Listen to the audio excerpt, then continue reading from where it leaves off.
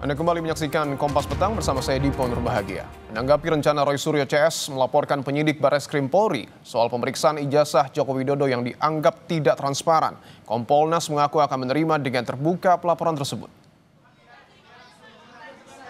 Anggota Kompolnas Yusuf Warshim menyebut hal tersebut merupakan hak dari pelapor bila keberatan terhadap proses penyelidikan yang dilakukan Bareskrim Polri.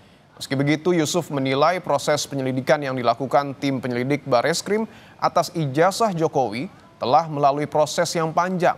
Namun bila pelapor masih keberatan, maka gelar perkara khusus bisa dilakukan sesuai dengan peraturan Kapolri nomor 6 tahun 2019 tentang penyidikan tindak pidana. Monggo saja bahwa apabila ada keberatan sesuai dengan Perkap nomor 6 tahun 2019 tentang penyidikan tidak pidana, itu bisa dilakukan gelar, apakah gelar perkara khusus, itu. Nah, jadi kalau untuk Mas Roy Suryo sendiri, apabila memang sebagai pelapor dan merasa keberatan, akan mau melaporkan ke Kompolnas, ya itu kan bagian dari hak. Ya. Tentu kami dari Kompolnas menunggu dan akan merespon.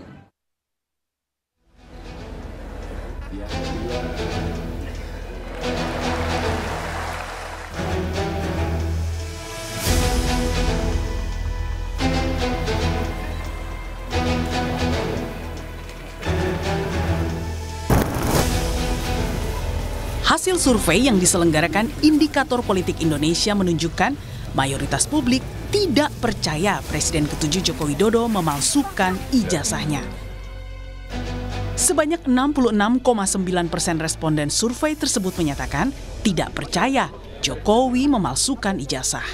Hal ini ditemukan ketika responden dikerucutkan hanya kepada mereka yang mengikuti polemik ijazah Jokowi. Baik yang semua responden maupun khusus yang tahu, itu cenderung mayoritas mengatakan tidak percaya mantan Presiden Jokowi memalsukan ijazah. Jadi yang tidak percaya Pak Jokowi memalsukan ijazah itu 66,9%. Ya. Menanggapi hasil survei indikator ini, ahli hukum tata negara Refli Harun yang mengaku membuat polling usai Bareskrim umumkan hasil lapor ijazah Jokowi mempertanyakan siapa sumber dana survei dan jenis pertanyaan yang diajukan indikator.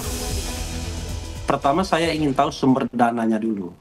Kalau sumber dananya itu terkait dengan yang bersangkutan atau ada hubungan-hubungan kaitan yang bersangkutan, saya terus terang nggak percaya. Kalau soal pertanyaan ya, pertanyaan yang disampaikan menurut saya too strong.